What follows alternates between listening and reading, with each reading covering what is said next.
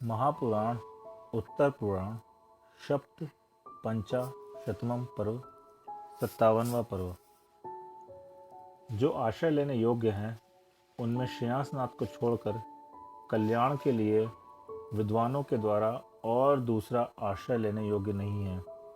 इस तरह कल्याण के अभिलाषी मनुष्यों के द्वारा आश्रय करने योग्य भगवान श्रेयांसनाथ हम सबके लिए कल्याण के लिए हों। पुष्कराज द्वीप संबंधी पूर्व विदेश क्षेत्र के सुकच्छ देश में सीता नदी के उत्तर तट पर क्षेमपुर नाम का नगर है। उसमें समस्त शत्रुओं को नम्र करने वाला और प्रजा के अनुराग से अचिंत्य महिमा का आश्रयभूत नलिनप्रभ नाम का राजा राज्य करता था। पतक पतक 3 भेदों के द्वारा जिनका निर्णय किया गया है, ऐसी शक्तियों, सिद्धियों और उदयों से जो अभ्युदय को प्राप्त है तथा शांति और परिश्रम से जिसे क्षेम और योग प्राप्त हुआ है, ऐसा यह राजा सदा बढ़ता रहता था। वह राजा न्यायपूर्वक प्रजा का पालन करता था और स्नेहपूर्ण पृथ्वी को मर्यादा में स्थिर कर उसका भूप्रतपना सार्थक था। समीचीन मार्ग में चलने वाले उस श्रेष्ठ राजा में धर्म तो धर्मी था, परंतु अर्थ तथा काम भी धर्मयुक्त थे, अतः वह धर्म नहीं था। इस प्रकार स्वकृत पुण्य कर्म के उदय से प्राप्त सुख की खान स्वरूप यह राजा लोकपाल के समान इस समस्त पृथ्वी का दीर्घ काल तक पालन करता रहा। एक दिन वनपाल से उसे मालूम हुआ कि सहस्त्र आम वन में अनंत जिनेंद्र अवतीर्ण हुए हैं, तो वह अपने समस्त परिवार से युक्त होकर सहस्त्राम वन में गया। वहाँ उसने जिनेंद्र देव की पूजा की, चिरकाल तक स्तुति की, नमस्कार किया और फिर अपने योग्य स्थान पर बैठ गया। तदंतर धर्मोपदेश सुनकर उसे तत्व ज्ञान उत्पन्न हुआ और जिससे इस प्रकार का चिंतन करने लगा कि किसका कहाँ, किसके द्वारा, किस प्रकार और किससे और कितना कल्याण हो सकता है, यह न जानकर मैंने खेद खिन्न होते हुए अनंत जन्मों में भ्रमण किया है। मैंने जो बहुत प्रकार का परिग्रह इकट्ठा कर रखा है, वह मोहवश ही किया है।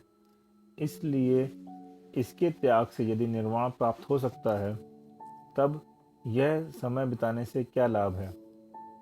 ऐसा विचार कर उसने गुणों से सुशोभित सुपुत्र नामक पुत्र के लिए राज्य देकर बहुत से राजाओं के साथ संयम धारण कर लिया। 11 अंगों का अध्ययन किया, तीर्थंकर नाम कर्म का बंध किया और आयु के अंत में समाधिमरण कर 16वें अच्युत स्वर्ग के पुष्पोत्तर विमान में अच्युत नाम का इंद्र हुआ। वहां 22 सागर प्रमाण उसकी आयु थी। 3 हाथ ऊंचा शरीर था और ऊपर जिसका वर्णन आ चुका है, ऐसी लेश्या आदि से सहित था। दिव्य भावों को धारण करने वाली सुंदर देवियों के साथ उसका बहुत समय तक प्रतिदिन उत्तम से उत्तम सुखों का बड़ी प्रीति से उपभोग किया। कल्पातीत 16वें स्वर्ग के आगे अहमिंद्र विराग है, राग रहित है और अन्य देव अल्प सुख वाले हैं। इसलिए संसार के सबसे अधिक सुखों से संतुष्ट होकर वह अपनी आयु व्यतीत करता था। वहाँ के सुख भोग कर जब वह यहाँ आने के लिए उद्यत हुआ, तब इसी जम्बूद्वीप के भरत क्षेत्र में सिंहपुर नाम नगर का स्वामी इक्ष्वाकु वंश से प्रसिद्ध विष्णु नाम का राजा राज्य करता था। उसकी वल्लभा का नाम सुनंदा था। सुनंदा ने गर्भ धारण के 6 माह पूर्व से ही रत्नवृष्टि आदि कई तरह की पूजा प्राप्त की थी। ज्येष्ठ कृष्ण षष्ठी के दिन श्रवण नक्षत्र में प्रातः काल के समय उसने 16 स्वप्न तथा अपने मुख में प्रवेश करता हुआ हाथी देखा। पति से उसका फल जानकर वह बहुत ही हर्ष को प्राप्त हुई। उसी समय इंद्रों ने आकर गर्भ कल्याण का महोत्सव किया। उत्तम संतान को धारण करने वाली सुनंदा ने पूर्वक विधि से 9 माह बिताकर फागुन कृष्ण एकादशी के दिन विष्णु योग में 3 ज्ञानों के धारक तथा महाभाग्यशाली उस अच्युतेंद्र को संसार के संतोष के लिए उस प्रकार उत्पन्न किया, जिस प्रकार की मेघमाला उत्तम वृष्टि को उत्पन्न करती है। जिस प्रकार शरद ऋतु के आने पर सब जगह के जलाशय शीघ्र ही प्रसन्न स्वच्छ हो जाते हैं, उसी प्रकार उनका जन्म होते ही सब जीवों के मन प्रसन्न हो गए थे, हर्ष से भर गए थे। भगवान का जन्म होने पर याचक लोग धन पाकर हर्षित होते थे, धनी लोग दीन मनुष्यों से संतुष्ट करने से हर्षित हुए और दोनों इष्ट भोग पाकर सुखी हो गए थे। उस समय सब जीवों को सुख देने वाली समस्त ऋतुएं मिलकर अपने अपने मनोहर भावों से प्रकट हुई थी। बड़ा आश्चर्य था कि उस समय भगवान का जन्म होने पर रोगी मनुष्य निरोग हो गए थे, शोक वाले शोक रहित हो गए थे और पापी जीव धर्मात्मा बन गए थे। जब उस समय साधारण मनुष्यों को इतना संतोष हो रहा था, तब माता पिता के संतोष का प्रमाण कौन बता सकता है। शीघ्र ही चारों निकाय के देव अपने शरीर तथा आभरणों की प्रभा के समूह से समस्त संसार को तेजोमय करते हुए चारों ओर से आ गए। मनोहर दुंदुभियां बजने लगी, पुष्प वर्षाएं होने लगी, देव नर्तकियां नृत्य करने लगी और स्वर्ग के गवैया मधुर गान गाने लगे। यह लोक देवलोक है अथवा उससे भी अधिक वैभव को धारण करने वाला कोई दूसरा ही लोक है। इस प्रकार देवों के शब्द निकल रहे थे। सौधर्मेंद्र ने स्वयं उत्तम आभूषण से भगवान के माता पिता को संतुष्ट किया और इंद्राणी ने माया से माता को संतुष्ट कर जिन बालक को उठा लिया। सौधर्मेंद्र जिन बालक को ऐरावत हाथी के कंधे पर विराजमान कर देवों की सेना के साथ लीलापूर्वक महातेजस्वी महामेरु पर्वत पे पहुंचा। वहां उसने पंचम क्षीर समुद्र से लाए हुए क्षीर रूप जल के कलशों के समूह से भगवान का अभिषेक किया, आभूषण पहनाए और बड़े हर्ष के साथ उनका श्रेयांश यह नाम रखा। इंद्र मेरु पर्वत से लौटकर नगर में आया और जिन बालक को माता की गोद में रख देवों के साथ उत्सव मनाता हुआ स्वर्ग चला गया। जिस प्रकार किरणों के द्वारा क्रम से कांति को पुष्ट करने वाले बाल चंद्रमा अवयव बढ़ते रहते हैं, उसी प्रकार गुणों के साथ साथ उस समय भगवान के शरीरावयव बढ़ते रहते थे। शीतलनाथ भगवान के मोक्ष जाने के बाद 100 सागर और 66,26,000 वर्ष कम एक सागर प्रमाण अंतराल बीत गया था तथा आधे पल्ले तक धर्म की परंपरा टूटी रही, तब भगवान श्रेयांसनाथ का जन्म हुआ था। उनकी आयु भी इसी अंतराल में शामिल थी। उनकी कुल आयु 84 लाख वर्ष की थी। शरीर सुवर्णमय के समान कांति वाला था। ऊंचाई 80 धनुष की थी तथा स्वयं बल, ओज और तेज के भंडार थे। जब उनकी कुमार अवस्था के 21 लाख वर्ष बीत चुके थे, सुख के संसार स्वरूप भगवान ने देवों के द्वारा पूजनीय राज्य प्राप्त किया। उस समय सब लोग उन्हें नमस्कार करते थे। वे चंद्रमा के समान सबको संतप्त करते थे और अहंकारी मनुष्यों को सूर्य के समान संतापित करते थे। उन भगवान ने महामुनि के समान अपने आप को तेजस्वी बनाया था, समुद्र के समान गंभीर किया था, चंद्रमा के समान शीतल बनाया था और धर्म के समान चिरकाल तक कल्याणकारी शुद्ध स्वरूप बनाया था। पूर्व जन्म में अच्छी तरह किए हुए पुण्य कर्म से उन्हें सर्व प्रकार की संपदाएं तो स्वयं प्राप्त हो गई थी, अतः उनकी बुद्धि और पौरुष की व्याप्ति सिर्फ धर्म और काम में ही रहती थी। भावार्थ उन्हें अर्थ की चिंता नहीं करनी पड़ती थी। देवों के द्वारा किए हुए पुण्यानुबंधी शुभ विनोदों में स्त्रियों के साथ क्रीड़ा करते हुए उनके दिन व्यतीत हो रहे थे। इस प्रकार 42 वर्ष तक उन्होंने राज किया। तदनंतर किसी दिन वसंत ऋतु का परिवर्तन देखकर वे विचार करने लगे कि जिस काल ने इस समस्त संसार को अस्त कर रखा है, वह काल भी जब क्षण, घड़ी, घंटा आदि के परिवर्तन से नष्ट होता जा रहा है, तो अन्य किस पदार्थ में स्थिरता रह सकती है। यथार्थ में यह समस्त संसार विनश्वर है। जब तक शाश्वत पद अविनाशी मोक्ष पद प्राप्त नहीं कर लिया जाए, तब तक एक जगह सुख से कैसे रहा जा सकता है। भगवान ऐसा विचार कर ही रहे थे कि उसी समय सारस्वत आदि लोकांतिक देवों ने आकर उनकी स्तुति की। उन्होंने श्रेयस्कर पुत्र के लिए राज्य दिया, इंद्रों के लिए दीक्षा कल्याणक के साथ समय होने वाला महाभिषेक प्राप्त किया और देवों के द्वारा उठाए जाने वाले लोग विमल प्रभा नाम की पालकी पर सवार होकर मनोहर नामक महान उद्यान की ओर प्रस्थान किया। वहां पहुंचकर उन्होंने 2 दिन के लिए आहार का त्याग कर फागुन कृष्ण एकादशी के दिन प्रातः काल के समय श्रवण नक्षत्र में 1000 राजाओं के साथ संयम धारण कर लिया। उसी समय उन्हें चौथा मनः पर्याय ज्ञान उत्पन्न हो गया। दूसरे दिन उन्होंने भोजन के लिए सिद्धार्थ नगर में प्रवेश किया। वहां उनके लिए सुवर्ण के समान कांति वाले नंद राजा ने भक्तिपूर्वक आहार दिया, जिससे उत्तम बुद्धि वाले उस राजा ने शेष पुण्य और पंचाश्चर्य प्राप्त किए।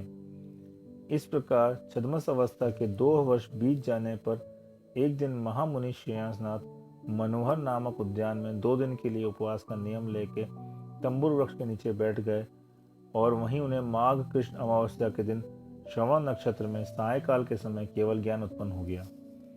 उसी समय अनेक रिद्धियों से सहित 4 निकाय के देवों ने उनके चतुर्थ कल्याणक की पूजा की।